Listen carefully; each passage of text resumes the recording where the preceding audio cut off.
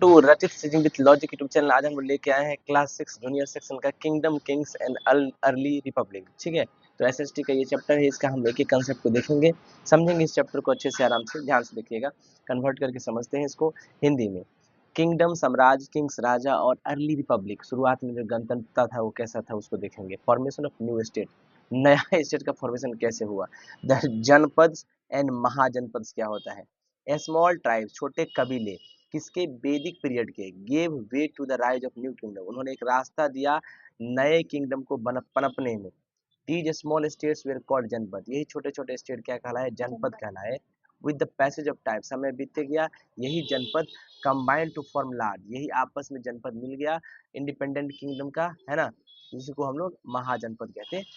Source क्या है इसका, there are number of literacy source, literary source का मतलब पढ़ा लिखा सोर्स जो है बहुत सारा है ना, फॉर स्टडिंग दिस पीरियड, इस पीरियड को पढ़ने के लिए।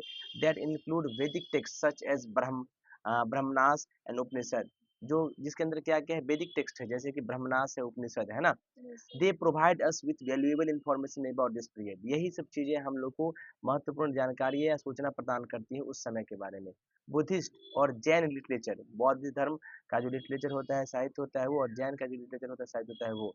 Also gives us information about the society, ये भी हम लोग को जानकारी देता है इस समाज के बारे में, and culture during this period, इस पीरियड के बारे में। ठीक है, आगे कहता है the archaeological source, for example archaeological source मतलब खुदाई से जो मिलता है, एक्सकवेशंस मतलब जो नीचे से निकाला गया खुदाई करके, कैरिड आउट एट राजा ग्रह द कैपिटल ऑफ मगध, राजा ग्रह को कहा गया capital of Magadh. Give an insight into that period, वही क्या करता है उस समय के बारे में अंदर तक ले जाता है।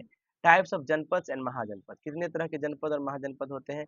रिपब्लिक्स, कुछ जो है, some of janapada were republics administered by representative elected by common people, कुछ जनपद जो थे रिपब्लिक थे, गणतंत्र थे, मतलब उसमें जो चुने जाते थे एडमिनिस्ट्रेटर, है ना, उनको चलाया जाता था कौन, जो उसको जनप्रतिनिधि चलाता था, इसको चुनने वाला कौन था, सामान्य लोग। There were no hereditary king, पहले जो है पीढ़ी दर पीढ़ी चलने वाले जो राजा था वो सब नहीं था। Decision were taken by the assemblies whose members were also chosen by the people, जो डिसीजन था ये सब किसके द्वारा लिया जाता था, असेंबली के द्वारा, जिसका मेंबर कौन चुनता था, लोग। People had an elected chief known as rajan, लोगों के पास एक चीफ था, मुखिया था कह सकते हैं, जिसका नाम राजन हुआ करता था। द शाक्यास ऑफ द कपिल वस्तु, कपिल वस्तु के शाक्य में, द वेदास ऑफ मिथिला, मिथिला के वेदा में, and the Licchavis of Vaishali, Vaishali की लिच्छवी में, वेयर द मोस्ट कॉमन, मतलब वैशाली का जो लिच्छवी है वो, मिथिला का जो विदेहास है वो, है ना, और कपिल वस्तु का शाक्यास है वो, where the most important republican mahajanapada, ये सब रिपब्लिकन महाजनपद था उस समय का। ठीक है, इस पीरियड का। ठीक है, मोनार्चीज क्या है, देखिए, मोनार्कियल जनपद महाजनपद वे रूल्ड बाय हेरिडेटरी मोनार्क और किंग, इसमें जो है हेरिडेटरी किंग यानी जो परंपरा वंशानुगत जो राजा महाराजा होते हैं वही इसमें मतलब शासन करता था। द मोस्ट पावरफुल मोनार्कियल महाजनपद वे कोसाला, जो सबसे फेमस महाजनपद था वो था कोसाला, जिसको राजा महाराजा चलाता था। Magadha, Vatsa in the Gangetic valley, जो गंगा के क्षेत्र में होता है, गंगा के घाटी में होता है। एंड अवंती विथ इस सेंटर ऑफ एट उज्जैन, कहा, उज्जैन के उज्जैयानी के सेंटर में। ठीक है, अब देखिए टैक्सेस, कर क्या होता है, टैक्स लगाना। As the rulers of mahajanapada were building huge force and maintaining big armies, जो रूलर्स थे, शासक जो थे महाजनपद के, वेर बिल्डिंग्स ह्यूज फोर्ट, उन्होंने बनाया, बड़ा बड़ा किला बनाया और मेंटेन किया, बहुत आर्मी सब रखते थे वो सब, मतलब वो सब अपना सेना रखते थे।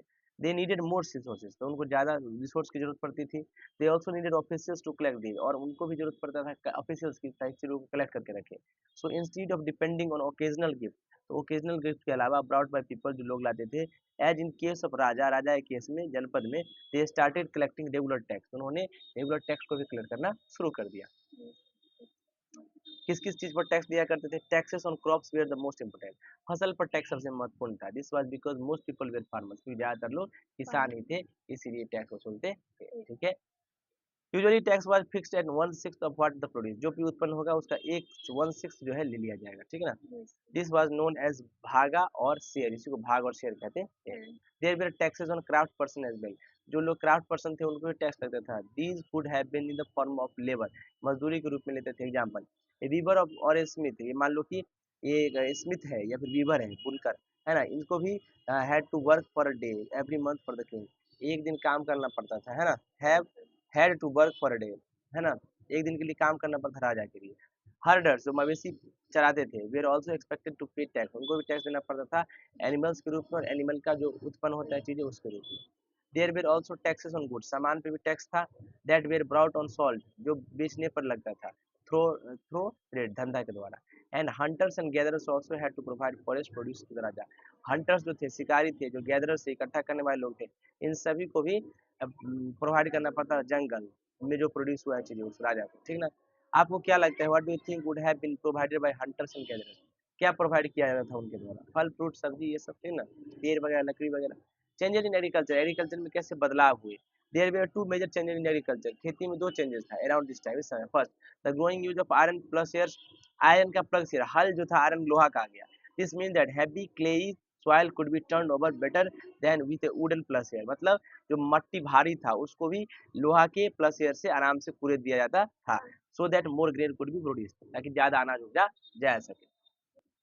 देखिए, हाँ, second people began transplanting paddy, लोग धान उपजाने लगे। This mean that instead of scattering seed, बीज छीटने के अलावा ग्राउंड पे from which plant would sprout, अब जो है पौधे भी उपजाए जाने लगे, सैपलिंग छोटे छोटे पौधे उगाए गए, and then planted in the field, फिर खेत में लगाया गया। This led to increase production, इससे क्या हुआ, प्रोडक्शन इंक्रीज हुआ, as many more plant survive, और ज्यादातर प्लांट जो है सर्वाइव भी किए। Can you think why kings will increase this changes, आपको क्या लगता है कि क्यों ये राजा जो है इतना इंक्रीज किया जैसे बदलाव का, देखो ध्यान से। कहता है Anga, there 16 mahajanapada in the early 6th century, शुरुआत के 16वीं शताब्दी में, छब्बीस शताब्दी में 16 महाजनपद थे। कौन कौन थे, अंगा भागलपुर और मोंघाई का, मोंघियार का था, मगध पटना और गया बिहार में, कोसाला रीजन अवध का था, मल्ला गोरखपुर का था, काशी अराउंड वाराणसी के पास, बज्जी नॉर्थ बिहार में, छेदी बुंदेलखंड मध्य प्रदेश में, कुरु दिल्ली और मेरठ में, पंचाला रीजन ऑफ बरेली था, Vatsa region of Allahabad Prayagraj, Matsya region of Jaipur and Alwar की जगह पे था, सुरसेना मथुरा में था, असमा का गोदावरी वैली में था, गंधारा पार्ट अफगानिस्तान का था, अवंती उज्जैन में, कंबोजा अफगानिस्तान और कश्मीर में, ठीक है। डिफरेंसेस क्या था रिपब्लिक्स और किंगडम में, there were many differences between republic and kingdom of that time, उस समय के रिपब्लिक और किंगडम में बहुत सारा अंतर था। द मोस्ट इंपोर्टेंट क्या था, monarchies were generally founded in fertile place, जहाँ पे राजा महाराजा शासन चलाते थे वो कौन जगह था, जहाँ उपजाऊ जगह था, and where most prosperous because of agricultural trade, और जो ज्यादा धनवान थे, ज्यादा धनवान क्यों थे, क्योंकि हमारा खेती था और धंधा था। while the republics were founded in the less fertile, तो रिपब्लिक्स वगैरह कहाँ पाए जाते थे, जो कम उपजाऊ है और जहाँ पहाड़ी क्षेत्र है, ठीक है।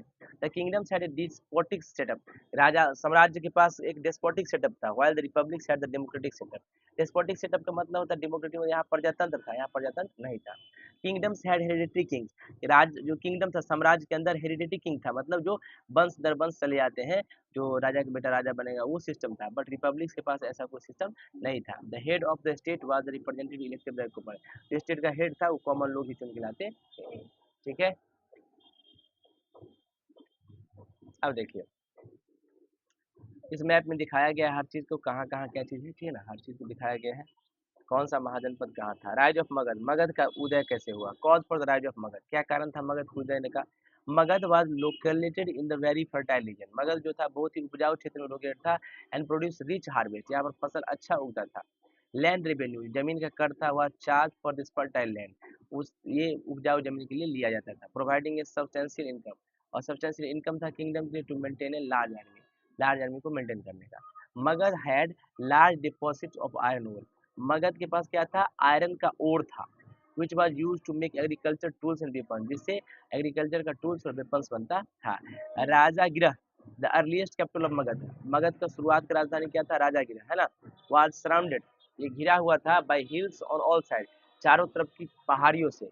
नया कैपिटल जो था जिसको पाटलिपुत्रा नाम था, was situated at the confluence of the river Ganga, जो गंगा नदी के ऊपर बसा हुआ था, सोन नदी पर और गंडक नदी पर। Both Capitals were well protected, ये दोनों जो कैपिटल था ये बहुत प्रोटेक्टेड था चारों तरफ से।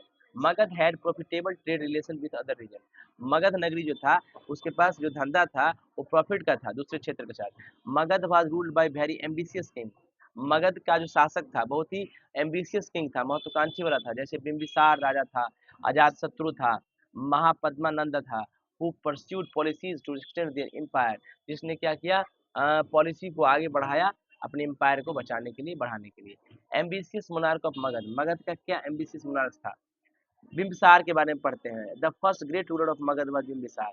मगध नगरी का सबसे महान रूलर जो था बिम्बिसार था। उसने लगभग 52 साल तक जो है रूल किया and expanded his kingdom through conquest, और जीत कर, हरा कर अपना साम्राज्य बनाया। मैट्रिमोनियल अलायंसेस है ना, शादी के प्रस्ताव को लेकर सबको जोड़ा एंड डिप्लोमेटिक रिलेशन भी था उसके साथ।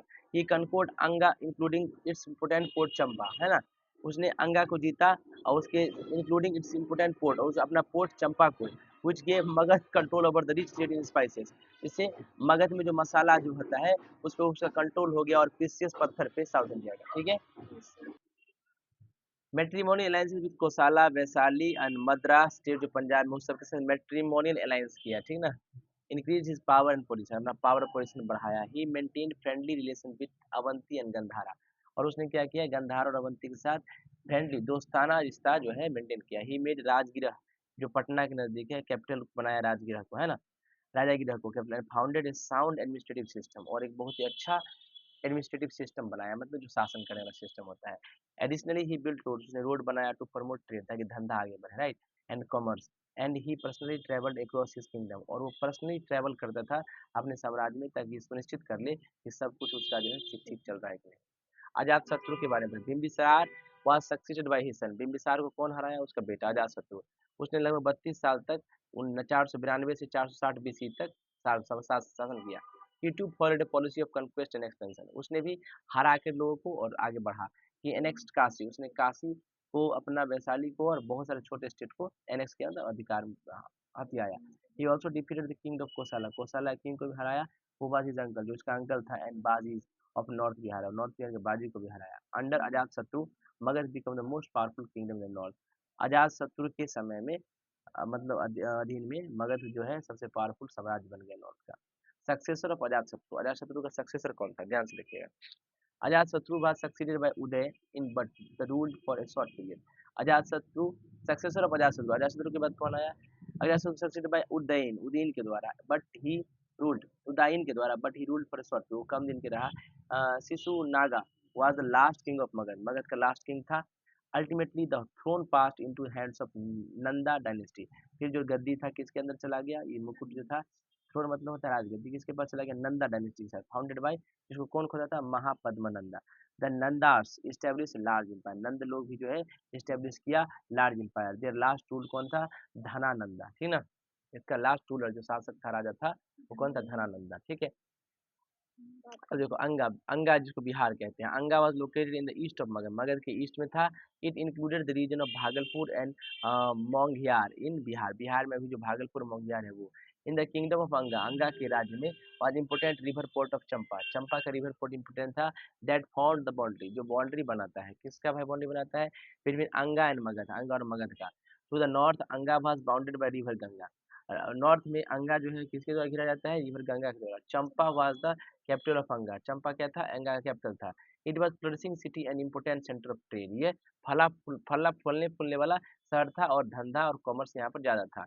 Merchant from Anga sail the distant land and return with spices and precious stone, merchant जो व्यापारी थे अंगा के, वो आते थे यहाँ, है ना, to distant land and return, जाते थे यहाँ स्पाइस और अच्छे अच्छे स्टोन्स लेके। It was annexed by the Magadha ruler Bimbisara, है ना, इसको कौन हथियाया था, मगध रूलर बिंबिसार। वाजी कॉन्फिडेरी क्या है, कॉन्फिडेरेसी क्या है, according to Rhys Davids, Rhys Davids के द्वारा, बज्जी वाज कॉन्फिडेरेशन ऑफ 8 और 9 ट्राइब, लगभग इसके अंदर बज्जी के अंदर कितना था, 8 और 9 कबीले थे, of which the Videhans and the Licchavis were the most famous, इसमें विदेहंस और लिच्छवी फेमस था। During the period of Buddha, Buddha के समय बोथ विधा और लिच्छवी रिपब्लिक्स थे। Buddhist and the Jain text tell us that the Licchavis were Kshatriya and probably claimed the last remains of Buddha, कहता है लिच्छवी जो थे क्षत्रिय थे, और प्रोबेबली क्लेम करते हैं कि वो लास्ट रिमेन्स थे बुद्धा के, है ना। Who was also Kshatriya Prince, वो भी क्षत्रिय प्रिंस था। लिच्छवी वेयर इंडिपेंडेंट, लिच्छवी आजाद था, with their capital Vaishali, Vaishali capital के साथ। The mother of Lord Mahavir, जो महावीर की, लॉर्ड महावीर का जो है मदर कहलाता है, वहाँ लिच्छवी प्रिंसेस है, जो कि Licchavi princess. And Mahavira himself was born at the place called Kunda grama near Vaishali, Kunda gram जो था वैशाली में, वहीं पे जन्म लिया था। Licchavi were followers of Buddha, Licchavi लोग कौन थे, बुद्धा के फॉलोअर्स, यानी बुद्ध को मानने वाले थे, ठीक है। Today Vaishali is centre of pilgrimage for Buddhist and Jains. आज जो वैशाली तीर्थ स्थल है बुद्धिस्ट के लिए, बौद्ध धर्म वाले के लिए और जैन धर्म वाले के लिए। The Vajjis had no monarch but they popular assembly। Vajji जो था उनके पास कोई मोनार्की सिस्टम नहीं था, लेकिन वो पॉपुलर असेंबली थे। They were defeated and assimilated into the Magadha empire by Ajatashatru. है वो लोग हरा दिए गए और उसको मिला लिया गया मगध एम्पायर में अजातशत्रु के द्वारा। ठीक है। How some men become rulers, कैसे इंसान रूलर बने, शासक बने। चूजिंग लीडर्स और rulers by voting in something that have become common during the last 50 years और सो। कहता है चूजिंग लीडर्स, राजा को चुनना, रूलर्स को वोट के द्वारा, ये लगभग लास्ट 50 साल से और उससे ज़्यादा से हो रहा है। How did people become rulers in the past, past में कैसे बनते थे। लगभग 3000 साल पहले कुछ इंडिविजुअल बिकम रिकॉग्नाइज्ड एज राजा, कुछ लोगों को राजा कहा जाता था। क्यों? बाय परफॉर्मिंग सिग्निफिकेंट सेक्रीफाइस, क्योंकि उन्होंने बलिदान दिया। One such ritual was the Ashvamedha, Ashvamedha था, और हॉर्स सेक्रीफाइस, हॉर्स सेक्रीफाइस था, है ना, सेक्रीफाइस होगा। In this ritual horse was let to loose to wander freely and guarded by the raja's स्मेल। हॉर्स को छोड़ दिया जाता था और राजा उसको कंट्रोल करता था। If the horse wandered into kingdom of the other raja and they stopped it, they had to fight। अगर छोड़ दिया जाता था और जिस साम्राज्य में जाकर घोड़ा रुक गया उसी से लड़ना पड़ता था। allowing the horse to pass meant that they accepted the authority of the raja who wanted to perform the sacrifices because he was stronger than them। उसको राजा को साबित करना पड़ता कि वो मजबूत है। these raja were then invited to the sacrifice। फिर राजा को बुलाया जाता which was performed by especially trained priest, जो परफॉर्म करता था ट्रेन प्रीस्ट पुजारी के द्वारा। Who were rewarded with gift, जो गिफ्ट देता था। The raja who organise the sacrifice, जो राजा बलिदान देता था, ऑर्गेनाइज करता था, वाज रिकॉग्नाइज्ड एज पावरफुल, वो पावरफुल था। And all those who attended brought gift for him, और वो सब जो लोग अटेंड करते थे गिफ्ट लाते थे। Raja was the central figure of this rituals, राजा जो था इस रिचुअल का, इस जो रीति रिवाज था उसका सेंट्रल फिगर था। He often had a special seat, उसका स्पेशल सीट था, जैसे कि throne of a tiger skin, मान लो कि बाघ के चमड़ा का गद्दी बना है। हिज कैरियोटेड, मतलब उसका जो रथ खींचने वाला था। हिज कंपेनी, उसका दोस्त जो था इस बैटल फील्ड में, युद्ध क्षेत्र में, हु विटनेस्ड हिज एक्सप्लॉइट्स, जो उसका गवाही रहता था। Chanted tales of his glory, और वो मंत्र जपता था या नाम जपता था कि कैसे राजा जीता है। हिज रिलेटिव, उसके रिलेटिव स्पेशली उसकी पत्नी और बेटे, had to perform various minor rituals, वो भी अलग अलग रिचुअल्स जो है करते थे। ठीक है, तो सॉल्व कीजिए। थैंक यू सो मच, मिलते हैं अगले लेक्चर में। Thank you.